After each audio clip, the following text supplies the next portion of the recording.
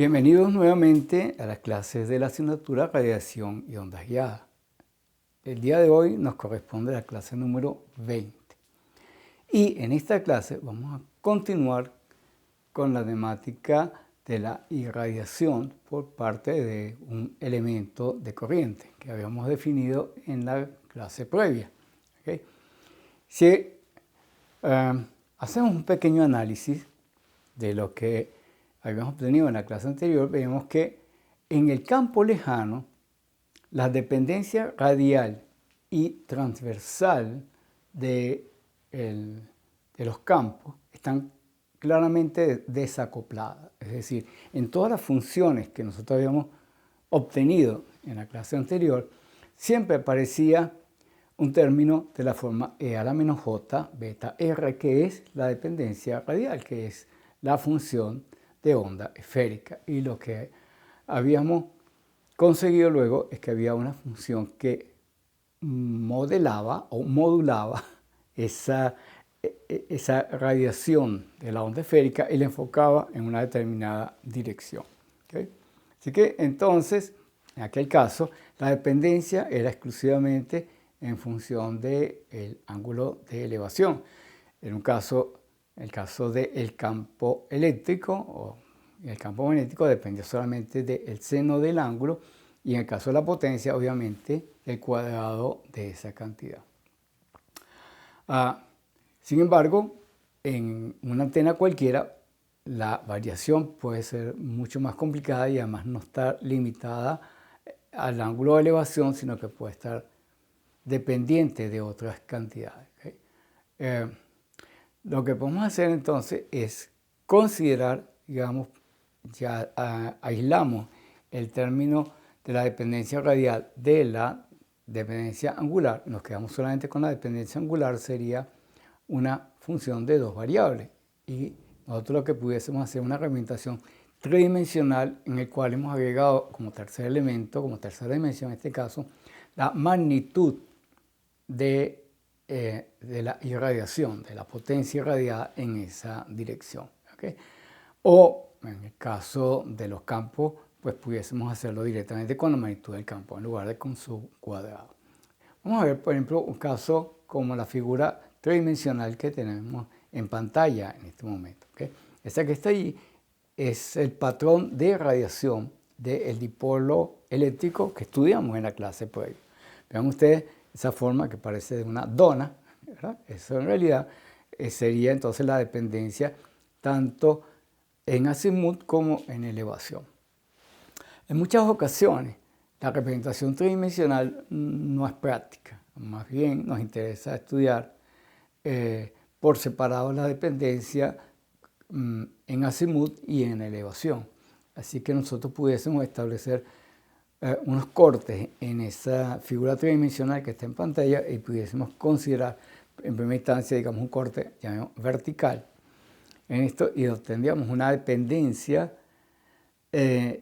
con el ángulo de elevación y podemos hacer un corte horizontal y tendríamos una dependencia con el azimut, como podríamos tener entonces en las siguientes láminas que tenemos en pantalla.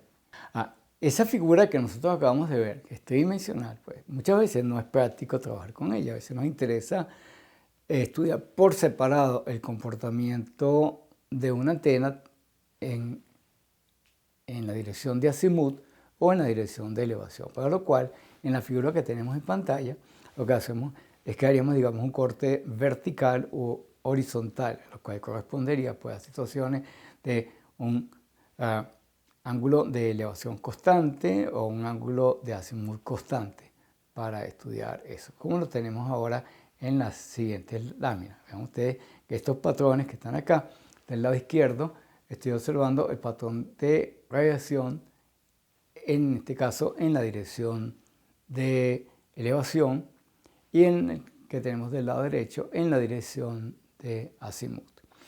En realidad, en lugar de utilizar los términos referentes a los ángulos, muchas veces nos interesa más bien referir esto a los campos. ¿Okay? De manera que en el lado izquierdo, nosotros estaríamos observando esto en función del ángulo de elevación, pero es que como el campo eléctrico está en el plano de elevación, entonces diríamos que esa representación que yo tengo del lado izquierdo correspondería al patrón de radiación en el plano E, que es el plano donde está el campo eléctrico para este dipolo elemental. Y en el caso del campo magnético, el campo magnético está en la dirección de azimut, estaría, digamos, en el plano horizontal. Llamaríamos entonces esta representación que tengo del lado derecho patrón de radiación en el plano H. En otras antenas, como estos campos pueden variar, pues siempre va a ser una mejor referencia referirnos a qué plano estamos hablando en términos de campo, es decir, si es plano E o plano H, en lugar de estar hablando de azimut o elevación, porque pudiesen confundirse los términos. Muy bien. En algunas ocasiones, en lugar de hacer una representación polar del patrón de radiación, a veces hacemos una representación, por ejemplo, cartesiana. En pantalla tenemos, por ejemplo, una representación del mismo patrón de radiación de elevación, o sea, en este caso el patrón de radiación en el plano E, pero ahora representado no en forma polar, sino en forma cartesiana. ¿Okay? En el eje horizontal tenemos los ángulos que van desde menos pi hasta más pi para el caso que estamos estudiando. Un detalle importante, luego vamos a ver que no siempre vamos a representar esto en función del ángulo, sino que en algunas ocasiones es más conveniente representarlo en función del seno del ángulo o del coseno, dependiendo del sistema de coordenadas que estemos utilizando, como veremos más adelante, porque eso nos permite comparar el patrón de radiación de la antena con lo que habíamos denominado el espectro angular de ondas planas en el caso del módulo 1. Muy bien. Ya hemos estudiado el caso del dipolo. En pantalla tenemos ahora una antena general, una antena cualquiera.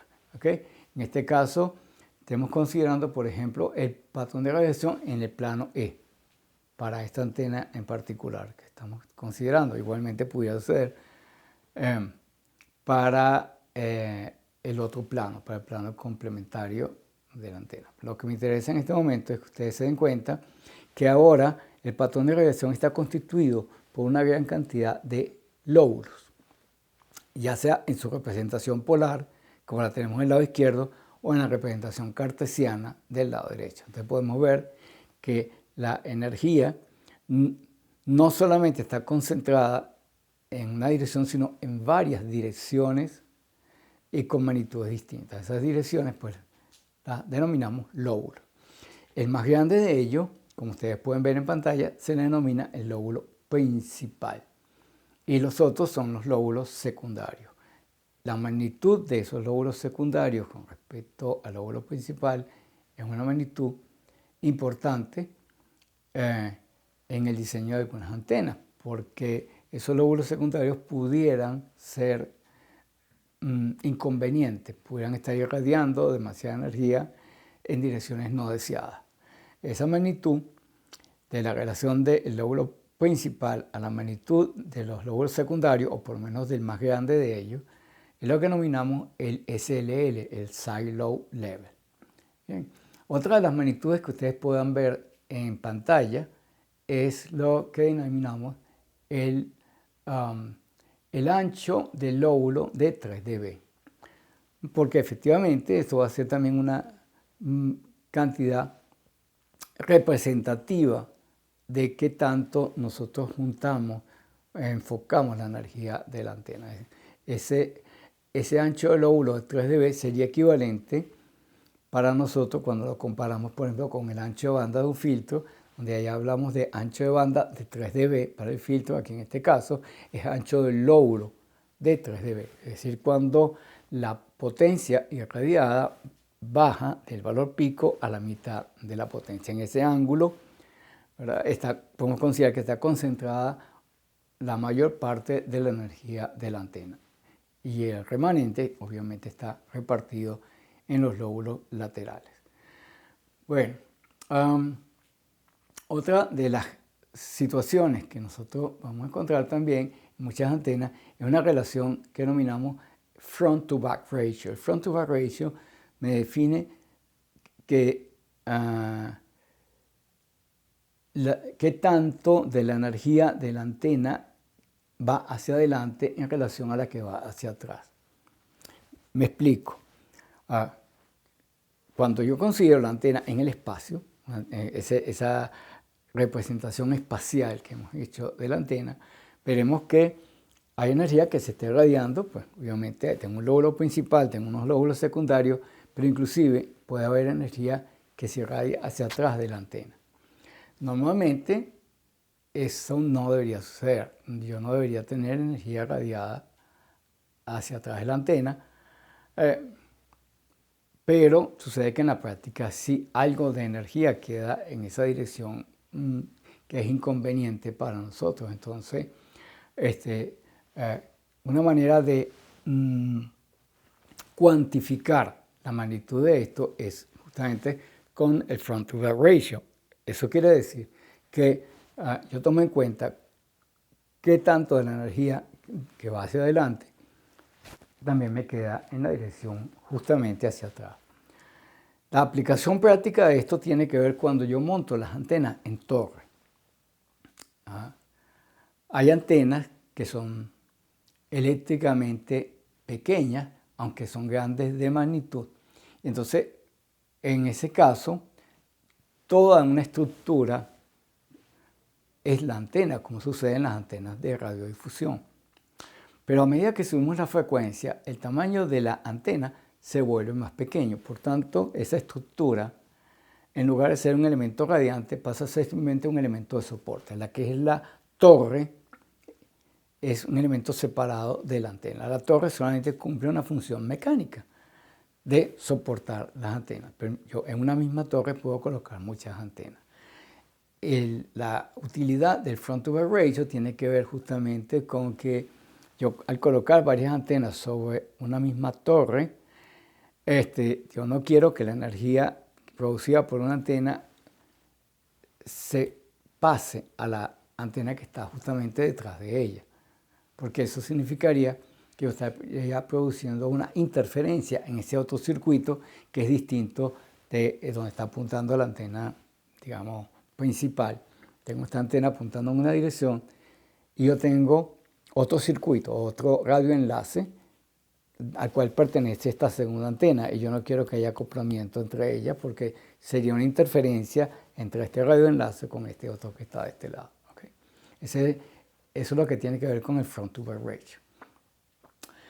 Un detalle importante, ya hemos dicho entonces que tenemos lóbulos.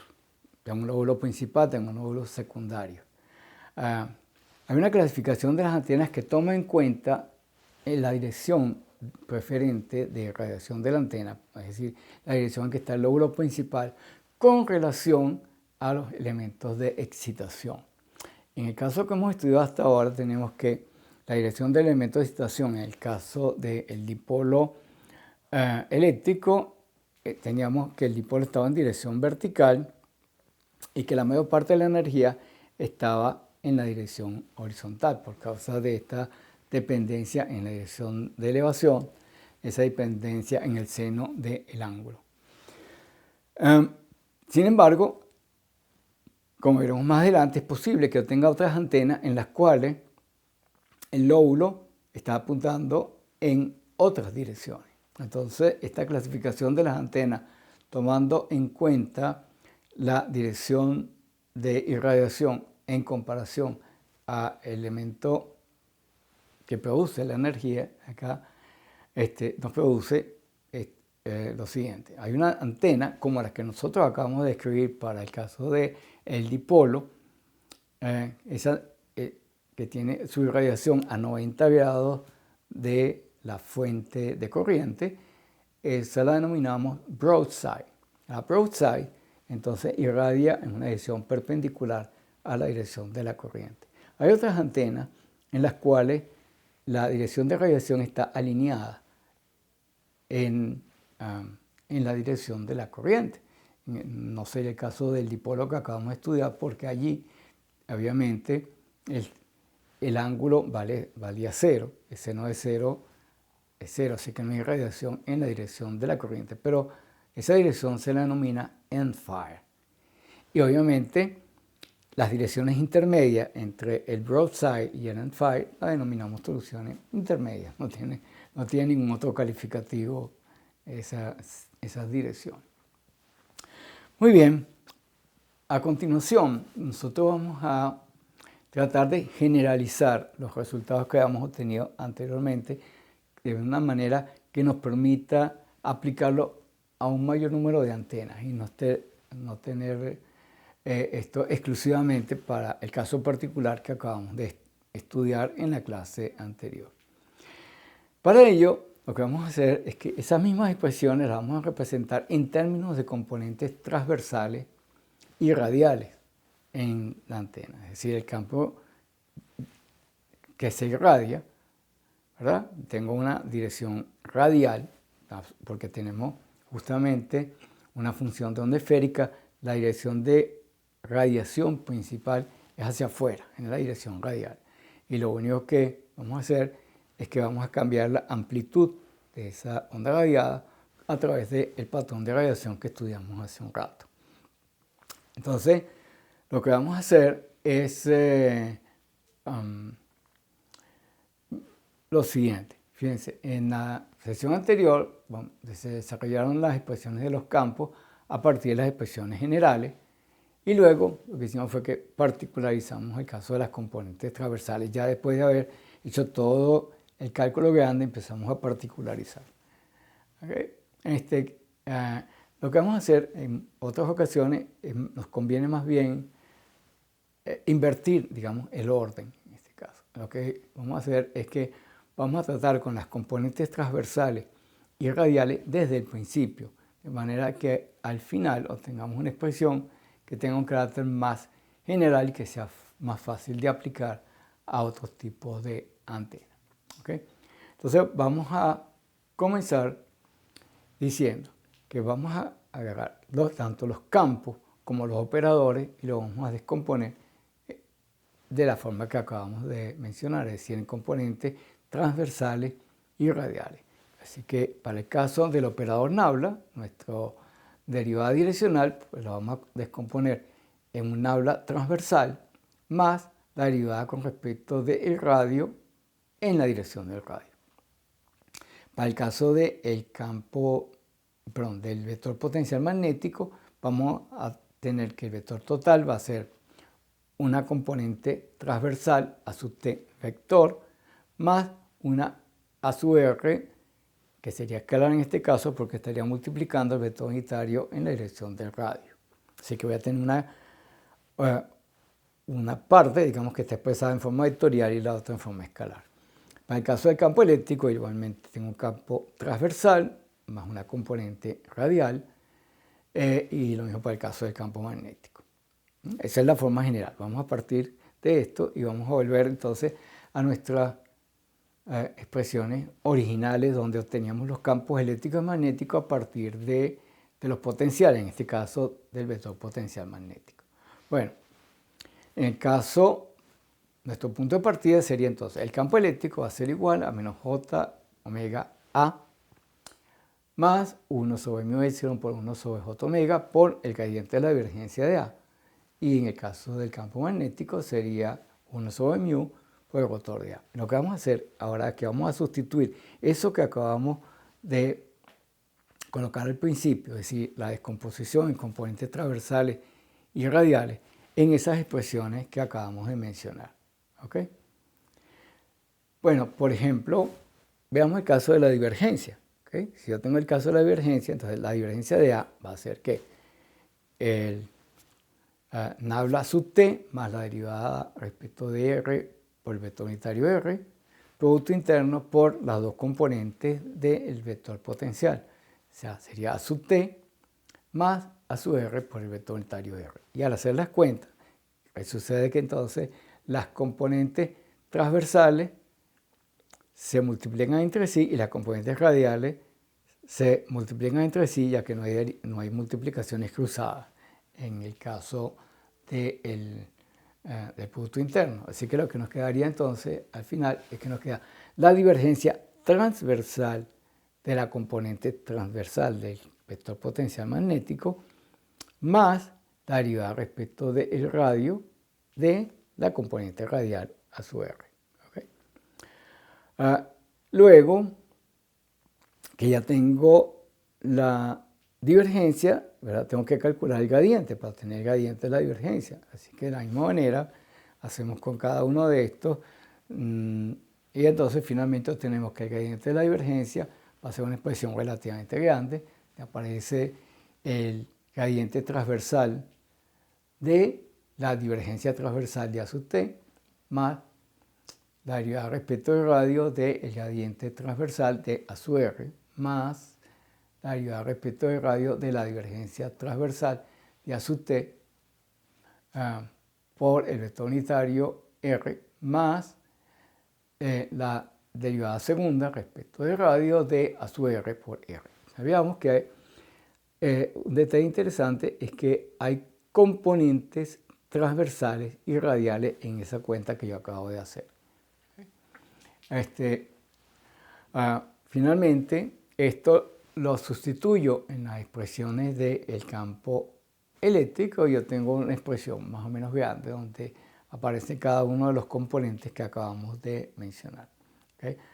Ya que los detalles de esto están en el libro de texto, no es necesario que en este momento me detenga con los valores intermedios y quiero ir directamente hacia los resultados. Así que cuando nosotros combinamos esto, tenemos una expresión para el campo eléctrico transversal y otra expresión para el campo eléctrico radial. O sea, la componente transversal y la componente radial. Pues la componente transversal va a ser menos j omega a sub t más 1 sobre j omega mu por el gradiente de la divergencia transversal de A sub t más el gradiente sub t de la derivada respecto del radio de A sub r. ¿Okay?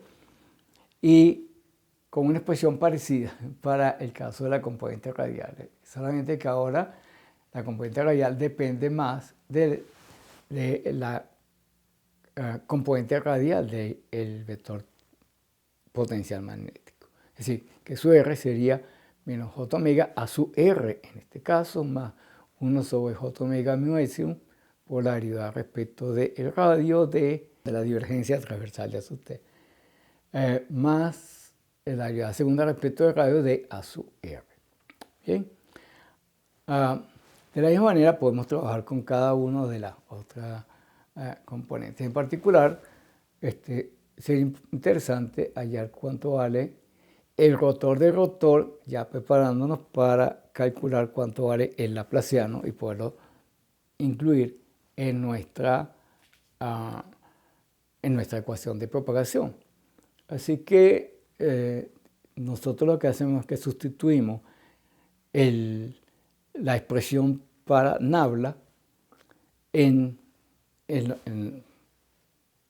los dos productos vectoriales que constituyen el rotor y el rotor y operamos con esto, como está indicado en pantalla, ¿verdad? Después de hacer todas esas operaciones, nosotros luego separamos el caso del laplaciano y obtenemos finalmente una expresión para el laplaciano que diría que el laplaciano de A va a estar constituido por el laplaciano transversal de la componente transversal del campo magnético más la derivada segunda respecto del radio de la componente radial por el vector unitario R más el laplaciano escalar, en este caso, de A sub R con la dirección del vector unitario R más la derivada segunda respecto del radio de la componente transversal. Así que esto es interesante porque entonces ahora nos plantearía de que yo puedo obtener también una ecuación exclusivamente para componentes radiales y otra para las componentes transversales. Así que cuando yo meto esto dentro de nuestra ecuación de propagación, ya al laplaciano le agrego el valor, digamos, del potencial magnético, ¿verdad? Y lo igualamos a 0, pues podríamos tener dos ecuaciones. Fíjense que ahora en la pantalla tenemos lo siguiente. Tenemos una ecuación exclusivamente en términos de las componentes transversales, ¿verdad? Tendríamos entonces nabla sub t2, es decir, laplaciano vectorial de la componente transversal a sub t más la derivada segunda respecto al radio de a sub t más k sub 0 cuadrado a sub t igual a 0. Tengo una ecuación de propagación en las componentes transversales y además en la dirección transversal. Y tengo otra ecuación, que es la que está abajo, que me dice laplaciano escalar, en este caso, de a sub r más la derivada segunda respecto del radio de a sub r más k sub 0 cuadrado a sub r igual a 0. Es decir, tengo una ecuación separada para la componente radial de la otra ecuación que era exclusivamente para la componente transversal. ¿Okay? Entonces,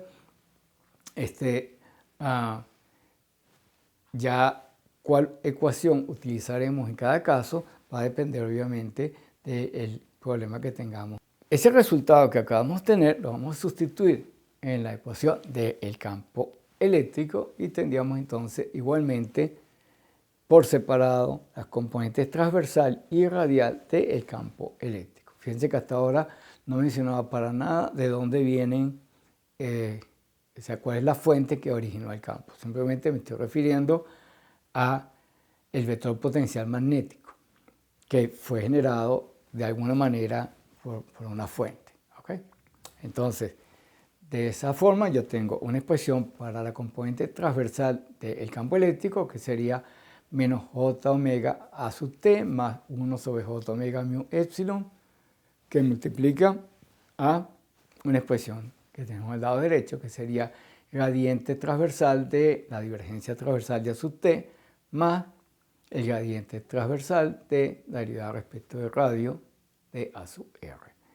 Y para el caso de la componente radial, pues también tenemos una expresión equivalente, sería 1 sobre j omega mu epsilon por la derivada respecto del radio de la divergencia transversal de a sub t menos nabla sub t cuadrado, o sea, el laplaciano escalar de a sub r.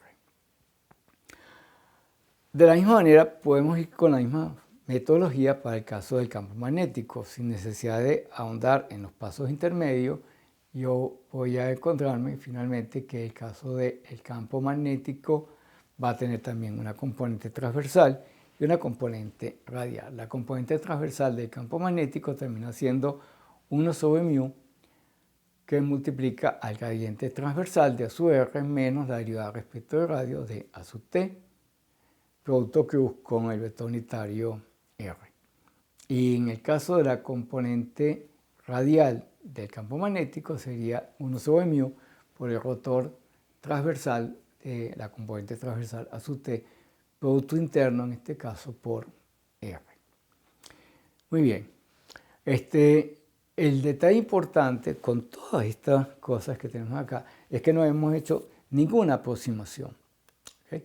Sin embargo, en todas estas expresiones, cuando yo calculo estas derivadas, como yo tengo precisamente la función de onda esférica e a la menos j beta r sobre r, cuando calculo las derivadas respecto de r, siempre me va a aparecer términos en el denominador que dependen de la distancia. Algunos dependen de la primera, otros de la segunda y hasta de la tercera derivada, de la tercera potencia de la distancia. ¿Okay? Lo que nosotros vamos a hacer ahora entonces es incluir precisamente las consideraciones que hicimos en la oportunidad anterior, donde vemos cuáles son los términos dominantes en cada uno de los casos. Pero particularmente, obviamente, me va a interesar es el campo lejano, porque como dijimos también en la clase previa, la mayor parte de las aplicaciones de los sistemas de comunicaciones utilizan el campo lejano, es decir, la propagación ocurre en el campo lejano.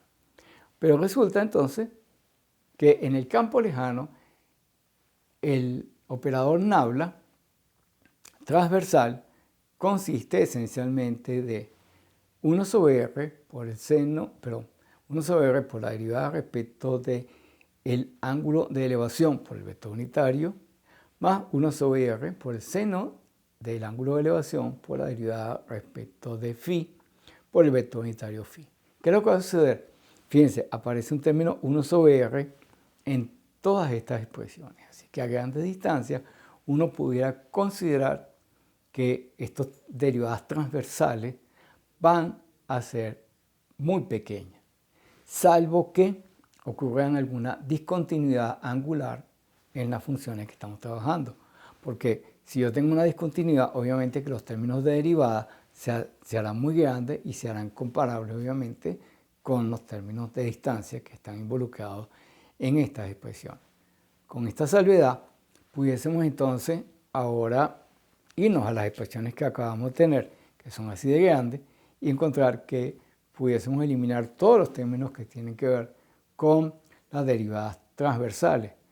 Y nos quedarían entonces las expresiones que ustedes ven en pantalla. Nos quedaría que en el caso del campo eléctrico sería simplemente menos j omega a sub t, la componente transversal del vector potencial magnético, y fíjense que no hay componente radial del campo eléctrico. En el caso del campo magnético nos queda que h sub t va a ser igual a menos 1 sobre mu por la derivada respecto del radio de la componente a sub t multiplicado al producto que obviamente por el vector unitario r. Detalle importante entonces es lo siguiente. Sobre todo veamos la primera de estas expresiones. La dirección del campo eléctrico va a venir determinada básicamente por la dirección de la componente transversal del vector potencial magnético. Y como esta componente viene determinada en última instancia por la dirección de la fuente de corriente, que fue la que dio origen a ese vector potencial magnético, entonces va a suceder que la corriente eléctrica de ese elemento que yo tengo por acá, que me produce ese vector potencial, es la que me va a determinar la dirección del campo eléctrico, o sea que la que me va a determinar la polarización. La polarización va a venir determinada en última instancia por la corriente. Si yo tengo que la corriente está en dirección vertical, es de esperarse que a grandes distancias el campo eléctrico sea también vertical, porque la componente transversal dominante será vertical. ¿Okay? En el caso de que en lugar de que la corriente estuviera en la dirección vertical, estuviera en otro plano, el campo eléctrico también giraría en esa dirección. ¿Okay? Esto es importante tenerlo en mente porque ahora cuando veamos el caso del dipolo magnético, veremos que ahora la corriente va a estar en una dirección diferente y eso va a producir un cambio en la polarización. Muy bien. El hecho de que no existan componentes radiales ni de campo eléctrico ni de campo magnético está en consonancia con lo que hemos visto anteriormente, es decir, que a grande distancia en la región de campo lejano el modo de propagación es un modo TEM. ¿Okay? Bien, entonces, dicho esto, vemos que diríamos ahora, ya que estamos en el caso del campo lejano y el elemento dominante es una función de onda esférica E a la menos j beta r sobre r, podríamos encontrar una situación como esta. ¿Cuánto va en las derivadas respecto de radio? Bueno, la derivada respecto de radio de una función como esta es aproximadamente menos j beta. Es decir, que eso sería menos j omega por raíz de mu epsilon. Si ahora llevamos esto a las ecuaciones que nosotros acabamos de deducir, tendríamos lo siguiente, que en el caso del campo magnético, ya que está presente esta derivada, nos quedaría que el campo magnético sería 1 sobre mu por esta menos j omega raíz de mu epsilon que acabamos de obtener arriba, multiplicada por la componente transversal del campo magnético, producto cruz con H. Así que esto va a ser menos j omega sobre la raíz de mu epsilon multiplicada por a sub t, producto cruz con R. Es decir, que la dirección del campo magnético va a ser perpendicular a la dirección de propagación debido a ese producto cruz que tengo ahí, y va a ser perpendicular a la componente transversal del vector potencial magnético. ¿Okay? Pero como esa componente transversal es a su vez la que me determinaba el campo eléctrico, entonces tengo aquí que finalmente, después de juntar todas estas cosas, encontraríamos que el campo magnético transversal, porque no es radial, va a ser igual a 1 sobre mu por R por el campo, la componente transversal del campo eléctrico. Es decir, volvemos a la onda TEM. El campo magnético es exclusivamente transversal, el campo eléctrico es exclusivamente transversal, y ambos, por supuesto, a su vez a 90 grados entre sí por causa de la operación con el producto cruz. Bien, de la misma manera, si nosotros sustituimos esta aproximación que habíamos puesto hace un rato para el caso del campo lejano, que la derivada se va a transformar en valor aproximado, encontraremos, por ejemplo, que en el caso del vector nabla completo, a grandes distancias, eso será aproximadamente el vector unitario R por la derivada respecto del radio. ¿Okay? Así que entonces, y como esa derivada respecto al radio ya lo habíamos explicado en la lámina anterior, entonces vamos a sustituir esto dentro de la expresión del campo eléctrico y obtenemos lo siguiente. Obtenemos que al calcular la divergencia del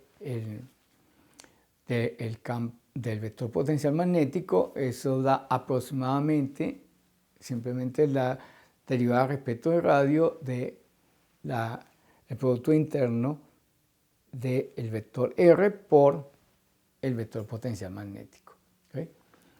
Si luego le aplico la operación gradiente a esto, después de algunas operaciones intermedias, obtenemos que el gradiente de la divergencia de A será muy aproximadamente menos beta cuadrado por el producto interno de A por R como coeficiente del vector unitario de R. Es decir, que este término que tenemos acá, el gradiente de la divergencia, tiene la dirección radial. ¿Okay? Entonces, cuando yo meto esto dentro de la expresión que teníamos para el caso del campo eléctrico, en la cual le tengo que restar esa cantidad al primer término, que era menos j omega A, ¿okay? Después de acercar todas las cuentas, encontraríamos que el campo eléctrico va a ser menos j omega A sub t, donde esta A sub t es precisamente el valor del vector potencial magnético A completo menos la componente del que está en la dirección del radio. Porque fíjense que el término derecho que aparece en esta expresión es justamente aislar la componente radial. ¿Okay? Yo proyecto A en la dirección del radio y esto va a ser el coeficiente del vector unitario R, así que yo lo que estoy haciendo es que al campo total A le estoy restando la componente radial y me quedo solamente con la componente transversal. Así que de nuevo, la misma reflexión anterior. La dirección del campo eléctrico va a venir determinada básicamente por la componente transversal del vector potencial magnético, la cual a su vez está determinada por la dirección de la fuente de corriente que le dio origen a ese vector potencial. Muy bien. Ya con esto, digamos, hemos preparado, digamos, el terreno para seguir un poquito más adelante. Ya nosotros estudiamos el caso del vector del dipolo eléctrico. ¿Qué pasaría si en lugar de ser un un elemento de corriente, digamos, puesto sobre un conductor rectilíneo, el conductor fuera un anillo. ¿Okay? En pantalla tienen ustedes esa condición. Eso es lo que vamos a denominar un dipolo magnético. En el caso que tenemos allí, hemos colocado entonces un pequeño anillo de corriente en el plano XY, en la pizarra, es decir, en el plano de azimut, hemos colocado un pequeño anillo de corriente, el cual irradia hacia el espacio. Ese pequeño anillo de corriente, por ahí circula obviamente una corriente I, y que tiene un área que sería pi por el radio al cuadrado de esa espira. ¿Okay? Bueno, entonces, como ustedes pueden ver en el dibujo, cada una de las partecitas que constituyen el aro está irradiando una onda esférica. Y hay que sumar todas esas contribuciones en el punto final, en el punto R. En este caso, pues, al sumar todas esas contribuciones es un poco más elaborado, un poquito más complicado que lo que hicimos anteriormente para el caso del componente rectilíneo que habíamos estudiado anteriormente, que es el dipolo eléctrico elemental. En este caso, entonces, aunque la matemática es un poquito más laboriosa, al final tenemos unas expresiones que nos interesan para hallar el vector potencial magnético producido por espira. En este caso, vemos que el resultado va a ser mu sobre 4pi por una cantidad m, que vamos a definir ahora, por e a la menos j beta r por 1 más j beta r por 1 sobre r, todo eso al cuadrado, seno de zeta por phi. ¿Okay? Es decir, que ahora el vector potencial magnético está en el plano de azimut. Vamos a hablar de la cantidad m que aparece en esa expresión. Esa cantidad vale justamente pi por el radio, en este caso el radio lo llamamos b. Entonces, pi por b al cuadrado por la corriente. Esa justamente, esa cantidad es lo que vamos a denominar el momento de la espira. Así como en el caso del dipolo eléctrico, que habíamos visto, habíamos denominado el momento de ese dipolo eléctrico, simplemente el producto de la corriente por la longitud del conductor. En este caso, estoy multiplicando la corriente por el área del círculo, el área del anillo de corriente. Y ese es lo que vamos a denominar el momento de esta espira. Así que, nuevamente, entonces, el vector potencial A va a depender de la excitación, que me la va a dar el momento, y de una función que depende del radio y depende, por supuesto, del ángulo, en este caso, del ángulo de elevación. La forma que tiene esto es muy parecida al patrón de radiación que habíamos obtenido anteriormente para el caso del dipolo eléctrico, pero solo que ahora vamos a encontrar que el campo eléctrico, en lugar de tener la dirección, digamos, del vector unitario en la dirección de elevación, ahora lo tiene en la dirección de azimut, es decir, que el campo eléctrico obtenido en este caso sería azimultal, en lugar de estar en la dirección de elevación. Es decir, estaría a 90 grados de la solución anterior. Pero además hay otra cosa, y es que cuando nosotros calculamos los campos eléctricos y magnéticos, pues si bien las expresiones van a contener de la misma manera términos en la primera, segunda y tercera potencia de la distancia, lo cual nos va a dar origen igualmente a una zona estática o cuasi estática, una región de Fresnel, un campo cercano, y una región de Fraunhofer, que es el campo lejano, igualito que en el caso anterior. Pero vamos a ver de que los resultados que obtenemos acá van a estar en fase con la corriente, a diferencia del caso del campo eléctrico en el cual había un desfasaje de 90 grados. ¿Okay?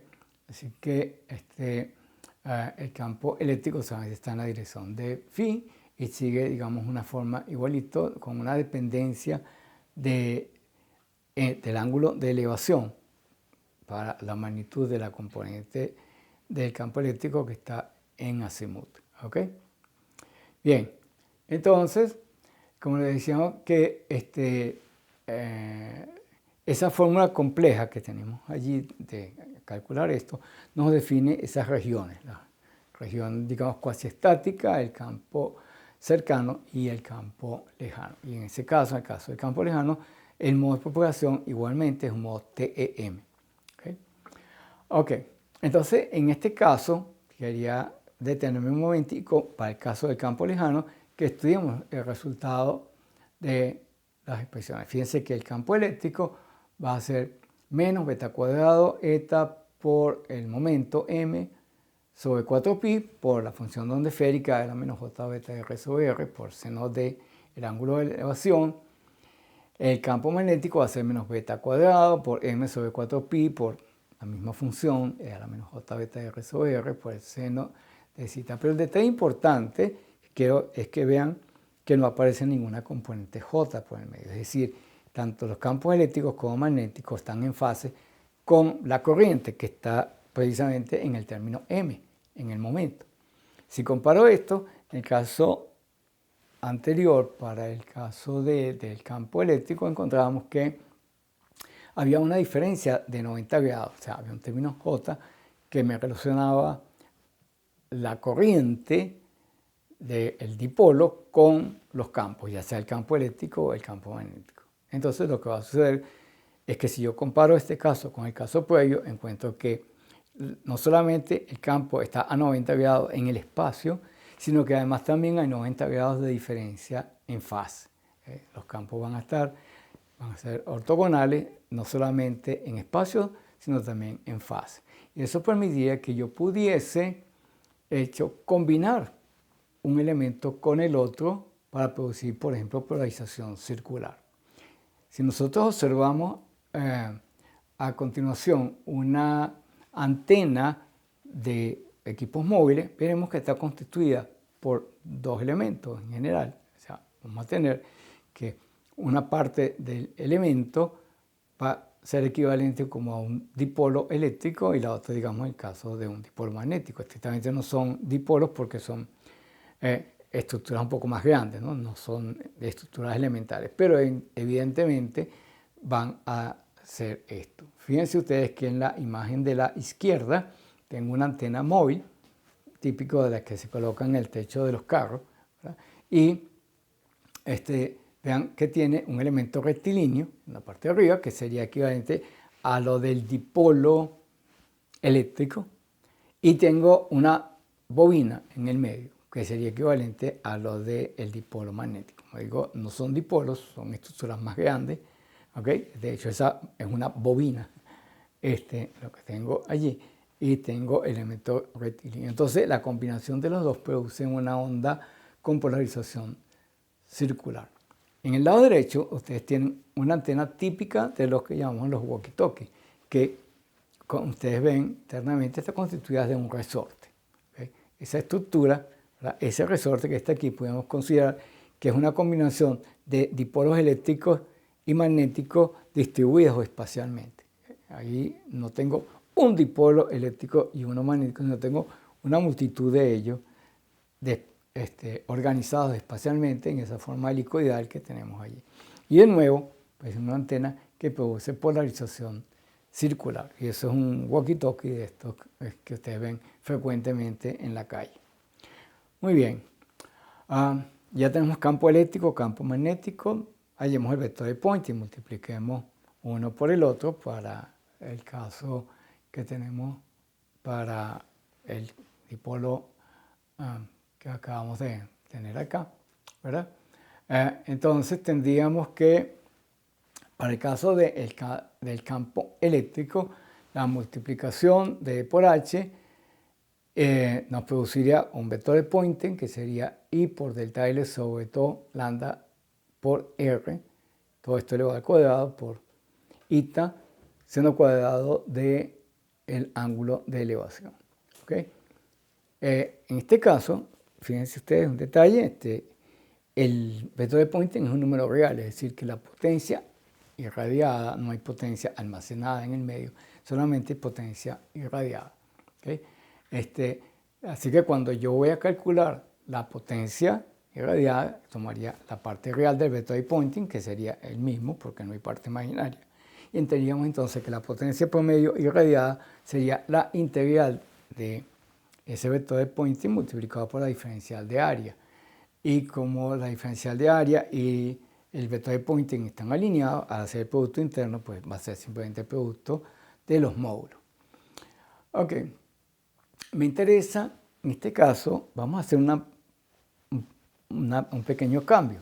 Ok, vamos a volver a obtener esa potencia irradiada. Vamos a expresarla de la siguiente manera. Tomemos que la potencia irradiada es la integral de superficie, hemos dicho, de la parte real del vector de Poynting por la diferencial de área.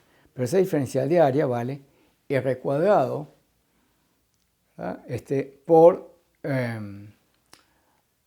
por el ángulo sólido que tengo en la esfera, ¿verdad? Así que yo voy a tener aquí que yo pudiese sustituir esa diferencial de área por R cuadrado por la diferencial de ángulo sólido, que es lo que tengo del lado derecho. O sea, que ustedes ven que al final la integral va a ser sobre una nueva cantidad U por la diferencial de ángulo sólido. Esa cantidad U es lo que vamos a denominar la intensidad de radiación y que se obtiene de multiplicar la parte real del vector de Poynting por R al cuadrado.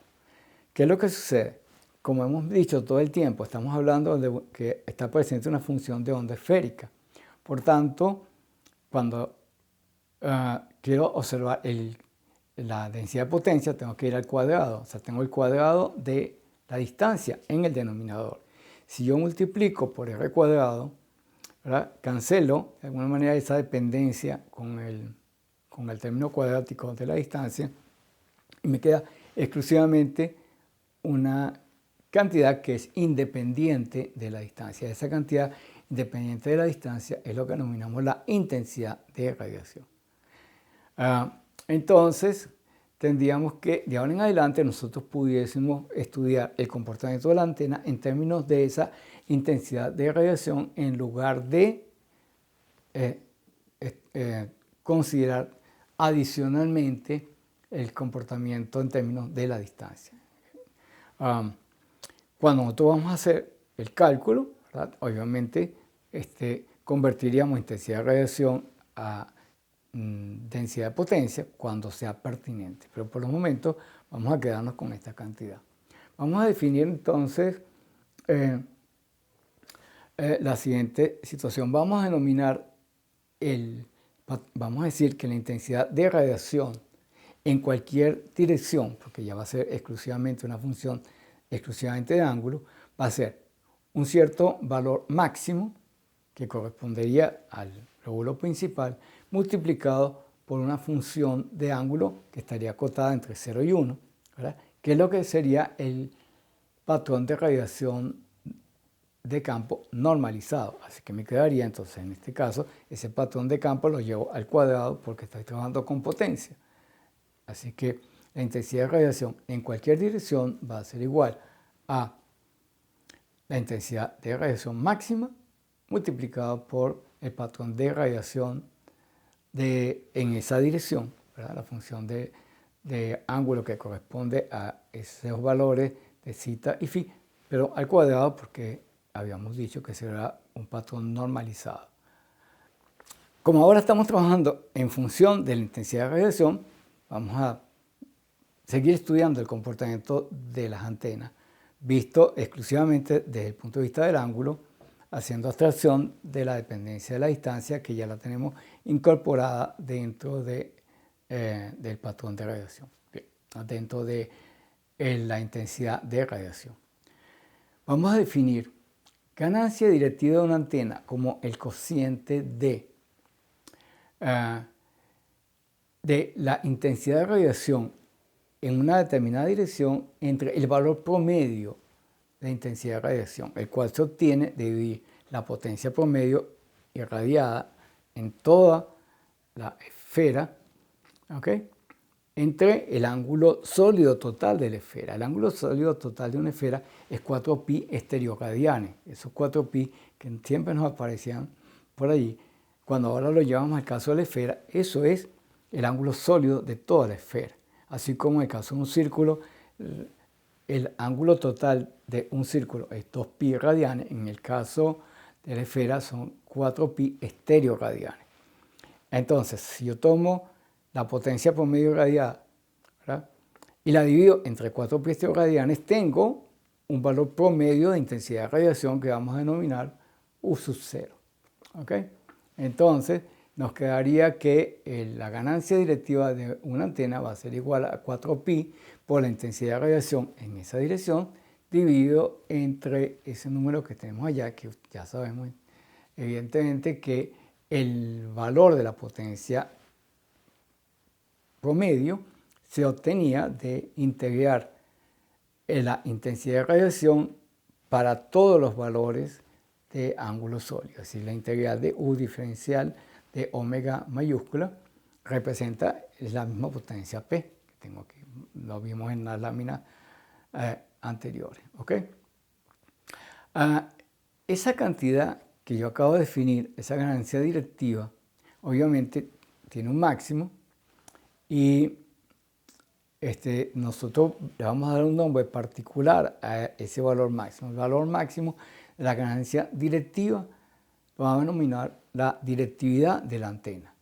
Por tanto, entonces esa directividad, que va a ser el valor máximo de la ganancia directiva, va a ser igual al valor de la intensidad de radiación máxima, U máximo, dividido entre el valor promedio de las intensidades de radiación. ¿Okay? Que como ya hemos visto anteriormente, se obtiene de dividir el valor promedio de potencia entre 4pi estereoradianes. Muy bien, vamos a continuar ahora con un caso particular. Vamos a ver, por ejemplo, ya que nosotros conocemos al dipolo eléctrico con bastante detalle, lo hemos estudiado, lo que vamos a hacer es, vamos a calcular cuánto sería esta directividad del dipolo. Bueno, lo que hacemos es lo siguiente, entonces, nosotros vamos a obtener esa directividad, ya hemos dicho que sería el valor máximo, que obtendríamos entonces en este caso, tenemos 4pi por la intensidad de campo eléctrico máximo al cuadrado dividido entre la integral de superficie que tenemos ahí en el denominador, así que entonces sería la integral de 0 a 2pi de la superficie de la esfera por la integral de 0 a pi de esta e de zeta phi al cuadrado por el seno de zeta por la diferencial de zeta diferencial de phi, ¿okay?, para hacer esa diferencial de superficie de la esfera. Sacando la cuenta para el caso del dipolo, sucedería entonces que el valor de la intensidad de radiación para el caso de un dipolo termina siendo I por delta L cuadrado, hacia el momento, el cuadrado dividido entre 16pi cuadrado por eta por beta cuadrado por el seno cuadrado del ángulo de elevación. Muy bien. Dicho lo anterior, entonces ahora vamos a ver cuánto va la ganancia directiva para el dipolo. Bueno, ya tenemos la expresión de esto, así que nos quedaría entonces, por una parte, nos quedaría I por delta L cuadrado sobre 16pi cuadrado por eta beta cuadrado seno cuadrado de zeta para el valor, digamos, de la potencia promedio, y nos quedaría a su vez toda la otra integral para el caso del denominador, que es lo que ustedes tienen en pantalla. Cuando sacamos toda esta cuenta, encontramos que la ganancia directiva se reduce a 3 medios de seno cuadrado de zeta. Es decir, que El valor máximo de esta ganancia directiva, que es la directividad, va a ser 1,5. La ganancia directiva del dipolo elemental es 1,5. Quiero decir, entonces, con esto que la magnitud del lóbulo principal con respecto al valor promedio de energía irradiada ahí es un 50% mayor, es 1,5 veces. Muy bien. Vamos nuevamente con la definición previa, ¿ok? La definición de la función f de zeta phi, que es lo que hemos denominado el patrón de radiación de campo. Bueno, nosotros podemos reescribir la ganancia directiva en términos de esta función de radiación de campo, por este patrón de radiación de campo, porque ya sabemos que es la cantidad que multiplica a nuestra función de onda esférica. Entonces, nos quedaría que la ganancia directiva la podemos expresar como esa función de zeta phi elevado al cuadrado dividido entre la integral de la función zeta phi para todos los ángulos esféricos, ¿verdad? Porque estamos integrando esto en diferencial de omega grande, multiplicado por 1 sobre 4 pi estereoradianes. Así que al hacer todas estas cuentas nos queda una cantidad que sería 4 pi sobre una cantidad nueva que vamos a denominar omega a por el módulo de esta función de ángulo f de zeta phi al cuadrado. Hemos dicho que la directividad es el valor máximo de la ganancia directiva. Y como la función está acotada entre 0 y 1, porque es una función normalizada, su valor máximo es 1. Así que entonces ya directamente la directividad va a ser simplemente el coeficiente que es 4 pi sobre omega a, donde esta omega a está definida como la integral para todos los ángulos esféricos del módulo de zeta phi al cuadrado. Esa cantidad, zeta, es muy importante, como veremos a continuación. Pero en principio podemos ver que la directividad de una antena es inversa de ese ángulo omega a. Ese ángulo omega a representa entonces una especie de valor en el cual está concentrada de manera equivalente toda la energía de la antena. Es decir, fíjense que la directividad va a ser igual a 4 pi estereoradianes, es decir, todo el ángulo esférico de toda la esfera, dividido entre omega a. Esta omega a, entonces, representaría una porción de toda la esfera en la que está concentrada toda esta energía que estoy irradiando. Por tanto, lo que vemos aquí es que la directividad es inversa del ángulo sólido, omega, ese ancho del haz que hemos mencionado anteriormente. ¿Okay? Ese ángulo en la práctica, para antenas directivas, es muy aproximadamente igual al producto de los ángulos de potencia mitad en los dos planos perpendiculares del patrón de radiación de una antena, es decir, en el plano E y en el plano H. Dicho de otra manera, yo voy a tener en el plano E, por ejemplo, considero el ángulo de potencia mitad en el plano E, que son un determinado número de radianes. Tomo el ángulo de potencia mitad en el plano perpendicular, o sea, en el plano H, y eso me da también otro número de radianes. Y el producto de estos dos me va a producir justamente este ángulo sólido en estereoradianes, que es de lo que estamos hablando acá. Y como les decía, pues la directividad es inversa del ancho de este haz. Una antena con un haz muy estrecho tiene una alta directividad. Bueno, finalmente vamos a introducir otro término nuevo. Anteriormente hablábamos de ganancia directiva. Ahorita voy a hablar de un término que denominamos la ganancia a secas. Esta ganancia está definida tomando en cuenta que en la antena pueden haber pérdidas. Entonces lo que se va a hacer es relacionar la potencia irradiada en una determinada dirección, en este caso en la dirección de máxima radiación, no con la potencia promedio irradiada por la antena, que fue lo que hizo la directividad en la definición anterior, sino que es con respecto a la potencia promedio de entrada a la antena. La relación entre la potencia que entra y la que se irradia del espacio, obviamente, no es la unidad. La potencia que se irradia siempre va a ser más pequeña que la potencia que entra a la antena, porque pueden haber pérdidas por calor, pérdidas óhmicas. Así que yo tengo una eficiencia que es menor que la unidad. Por lo que entonces esta cantidad definida de esta manera, esta ganancia, ya difiere un poco de la directividad. ¿Y en cuánto difiere? Difiere precisamente en la cantidad, en las pérdidas. Ok, entonces nosotros acabamos de ver hace un rato pues, que la ganancia de una antena, la ganancia directiva máxima es la que me define la directividad. Ahora lo que vamos a hacer es lo siguiente. Tomemos ese valor de la intensidad de radiación máxima y vamos a multiplicarla por 4 pi estereoradianes, pero vamos a dividirla no entre la potencia promedio irradiada, sino la potencia promedio de entrada.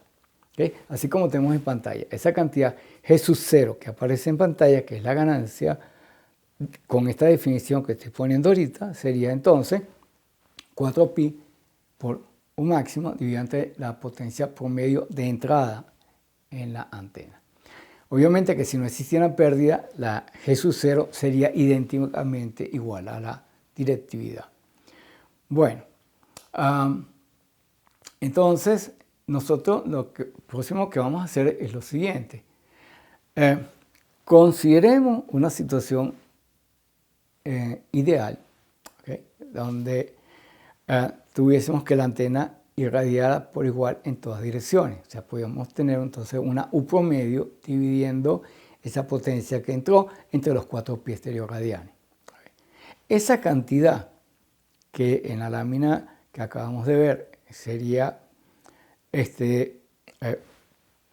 la potencia de entrada promedio dividida por 4 pi estereoradianes, la vamos a denominar U sub 0, que sería la potencia que estaría irradiando por igual la antena en todas direcciones, una potencia promedio irradiada, una intensidad de radiación promedio irradiada por la antena, pero por igual en todas direcciones. Estoy dividiendo por 4 pi estereoradianes. Ya sabemos que esa corresponde a una situación ideal, porque cualquier antena es directiva. Esa antena que estoy definiendo acá, en estas condiciones, no existe en la práctica. Es una antena ideal y le vamos a dar el nombre de antena isotrópica. La antena isotrópica entonces es un modelo de referencia, una antena que no existe en la práctica, pero que es muy conveniente para definir el comportamiento de antenas reales. Entonces, esta antena isotrópica, ¿verdad? Yo lo que haría es que toda la potencia de entrada a la antena la irradia por igual en todas las direcciones del espacio, entre los 4 pi estereoradianes.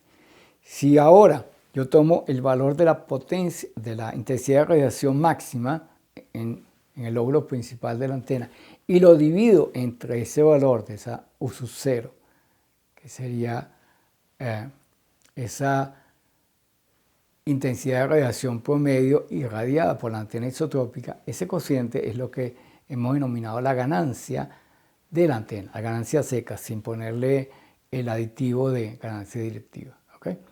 Entonces, la ganancia de la antena va a corresponder a la directividad si no hubiera pérdida. ¿Okay? Pero eso también tiene otro significado para nosotros, como veremos más adelante. Yo he escogido arbitrariamente esa intensidad de radiación para esa antena que no existe, ¿okay? La antena isotrópica. Conseguido como una referencia. Sin embargo, en la práctica muchas veces nos vamos a topar con otras definiciones para la ganancia de una antena. En este caso, resulta muy conveniente, sobre todo cuando vamos a la parte de mediciones, hablar de ganancia relativa de una antena. La ganancia relativa de una antena es una forma de comparar la ganancia de una antena contra otra.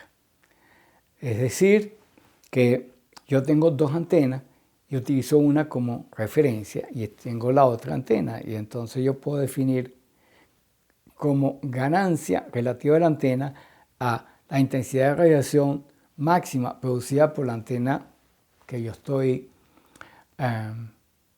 estudiando entre la intensidad de radiación producida por la antena de referencia en la misma dirección. ¿Okay?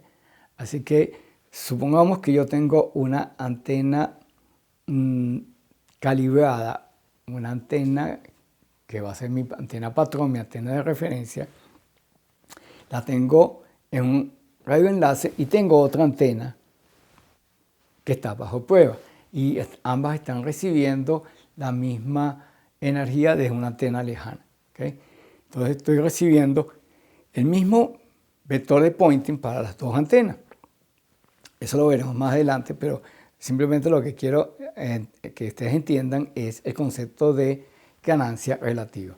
Yo voy a recibir esa energía que me viene de aquella antena lejana, viene esa onda electromagnética y me va a producir una tensión inducida en la antena bajo prueba y la antena de referencia. Y lo que yo voy a obtener del cociente de estas dos cosas es la ganancia de la antena de arriba con respecto a la antena de abajo. Si la antena de abajo tiene una ganancia que ya está calibrada, entonces automáticamente obtengo la ganancia de la antena bajo prueba. Eso lo vamos a ver más adelante cuando veamos un laboratorio de medición de antenas, que sería para dentro de unas 4 clases más o menos. ¿Okay? Bueno, entonces, como hemos mencionado, la diferencia entre la ganancia de una antena y la directividad tiene que ver básicamente con la eficiencia de la antena. Obviamente si la eficiencia fuera 1, los dos números serían iguales, pero en la práctica no lo son. Bien, vamos a mencionar ahora que si yo sustituyo la directividad en función del ángulo sólido omega A que habíamos mencionado anteriormente, es decir, el ángulo de abertura de esa antena, entonces tendríamos lo siguiente, que la ganancia de la antena va a ser igual a la eficiencia, alfa por 4 pi estereoradianes, dividido por esa omega A, ¿okay? El ángulo de media potencia. Sin embargo, entonces ahora vamos a ver cómo relacionamos esto con la intensidad de radiación máxima que yo tengo, obviamente, en la dirección de máxima radiación. Bueno, yo pudiera calcularlo desde el punto de vista de la directividad o desde el punto de vista de la ganancia que acabamos de definir. Bueno, fíjense, en la expresión anterior yo tendría que la intensidad de radiación máxima, vista desde el punto de vista de la directividad, sería la potencia por medio irradiada por la directividad sobre 4 pi estereoradianes.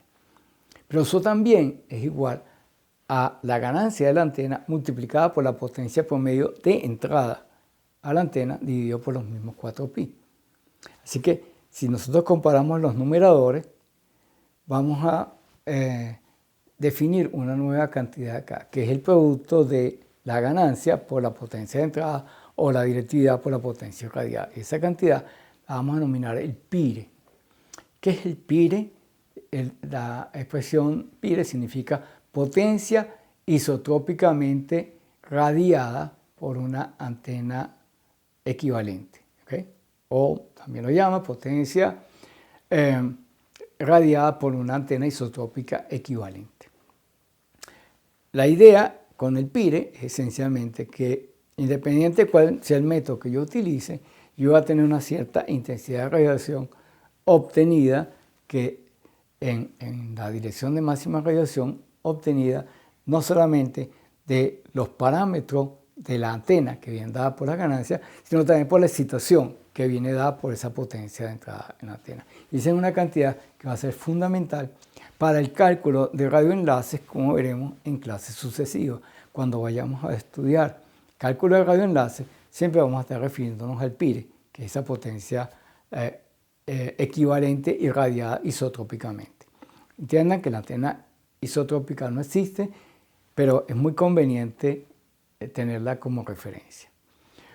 Bueno, con esto cerramos esta clase número 20, diciendo, pues, de alguna manera, resumiendo todo lo que hemos hecho el día de hoy, hemos ya de la clase previa hemos estudiado el dipolo elemental eléctrico. En esta clase, además, incluimos el dipolo magnético y ampliamos muchos de nuestros conceptos, pero en particular introdujimos el concepto de patrón de radiación. Estudiamos los patrones de radiación, que son los lóbulos principales, lóbulos laterales, y qué relación tienen las magnitudes de esos lóbulos con respecto a los parámetros de la antena, ya sea que fuera dipolo eléctrico, dipolo magnético o una antena cualquiera.